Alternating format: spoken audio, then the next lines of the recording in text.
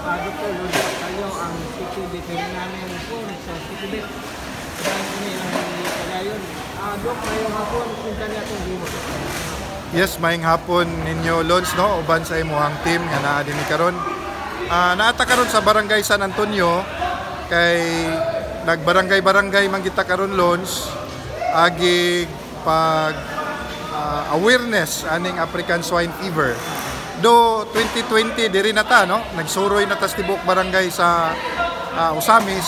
Karon atong gibalik og bisita uban sa pagtugod sa atong mayor pag-establish aning gitawag natong bantay ESF sa barangay. Nga ang barangay mismo mangusog sa ilang tagsa-tagsa ka barangay nga mugwardya para ma-prevent nato ni nga maong sakit. Well, sukad 2020 Lons ang peligro sa ESF nagbanta gyud, no, sa matag area nato. So sukad atong 2020 hangtod karon gidipinsa kita sa atong syudad. So karon ato lang yung gipangusgan kay nagkaduol na gyud, no? Nagkaduol atong mga silingan naa na. So from 2020 hangtod karon Alois Ginoo wa ta nasudlan. So karon maningkamot ta nga mupugong gyud ta. 51 ka barangay, Dok, atong mo nang pagsulay. Yes, ang 51 ka barangay gyud Lons sa atong adtuon, upat ka barangay kada adlaw ang among ginabisita. Kitay kano kan mga tumang kada mga present. Ang ato yung gikuan Lons ang kanig yung mga frontliners sa barangay, no? Kuan pa matod pa sa pagtugot sa atong mayor, barangay captain, barangay councilors, BHW o mga bipat. Kay kani man gid sila ang mga frontliners sa barangay. Isa pinaka-minimum gihatag nga pahimangno nila. Ang isa gyud sa atong mga pahimangno nila gyud Lons nga naata dinhi karon ang unsa ang pagpahibalo gyud nila Lons nga ang atong syudad wala pay African swine fever.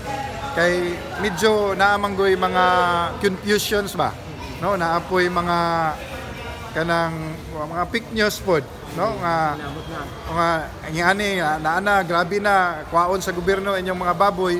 So nagpasabot ta nila nga ang atong syudad wala pa aning African swine fever. Dili pa delikado. Dili pa delikado pero pugong ta. Pugong gyud ta. Bantay lang yun.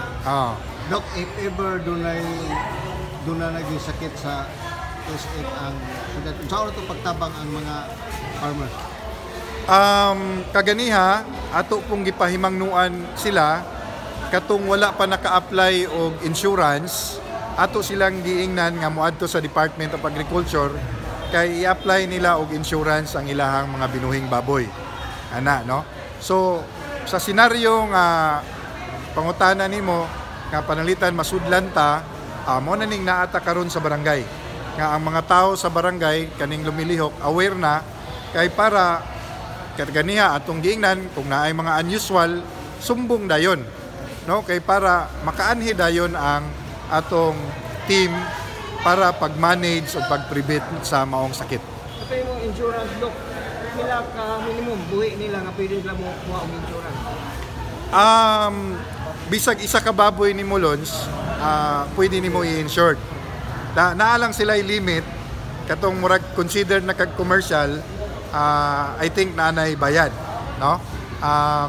Mutong ako silang gipaadto sa DA kay ang DA gyud ang mas maka-explain. Wala bayad, Dok? Walay bayad.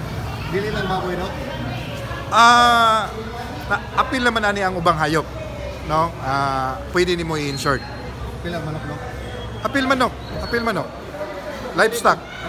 Burita kani lagi na ng pista-pista, Dok, baka na mag-iyaw sa balay, Dok, nga kita magtulong pa kana mag-iyaw sila mga sila ng balay na paambitan sa may itang pagman, Dok.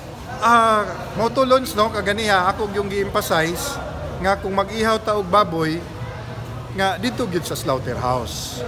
Kay sa slaughterhouse makasiguro ta nga ang atong karne fit for consumption nga maayo nga kaunon. So kita pong tagbalay magpakaon ta, confident ta nga ang atong gipakaon maayo, dili makadaot sa atong mga bisita. Dok, padayon ba gihapon ato pagbantay sa mga checkpoint sa atong dagaan sa Hindi ka sulod mga product. Yes, nagpasalamat mi sa atong mayor, no? Kay gitagaan gid mi og kanang job order ba nga muugment sa tao sa city veterinary. So naata karon nag-checkpoint ta diha sa Gango, nag-checkpoint ta diha sa Labinay, nag-checkpoint ta diha sa Pantalan. Para lang yun ani mupugong sa mga live pigs o mga pork products nga walay mga papel. Di nato pasudlon sa atong syudad. gikan sa pagsugod ato Dok, doon na ba tayo nagkonfiskate ng mga hayop? Naatay mga nabalibaran gyud og entry sa atong syudad. Daghan. Ipabalik. Gipabalik hayop og kanang mga sudan, no, nga ining pork products, chicharon nga walay mga papel, di nato pasudlon sa atong syudad. Imong Sa mensahe ni mo Dok sa katawhan. Yes, sa katawhan sa Usamis, wala pa man gyoy tay ESF, walay any declaration ng Department of Agriculture nga ang atong syudad naa. So kita karon maghugpong lang ta, maningkamot ta nga mo prevent ta aning sakita. Number one man gyud nga makaprevent ta ani ang dili paglawog og mga pasaw. No, ug natay mga kaila nga gikan sa laing dapit nga naanay mga ESF atong yung hangyoon nga di na lang magdala ana nga mga produkto diri sa atong syudad. Mao na lang naitabang nato labi na sa mga industry sa pagbabuyan dinhi sa atong syudad. Okay, salamat ka. Ay, apas ko Dok, pila na ka barangay ikaw pagsugod ninyo? Ika-8 na to ka barangay. Unsa ka barangay kay nito Dok? Ang nasugdan na to ang karong adlaw Gango, Bacolod, San Antonio o Villa Consuelo. Upat. Pero kagahapon dito napunta sa Mulikay, kining Karangan o unsa ning dito dapit Labo o Embargo. Thank you kay Dok. Salamat kayo. Salamat ninyo.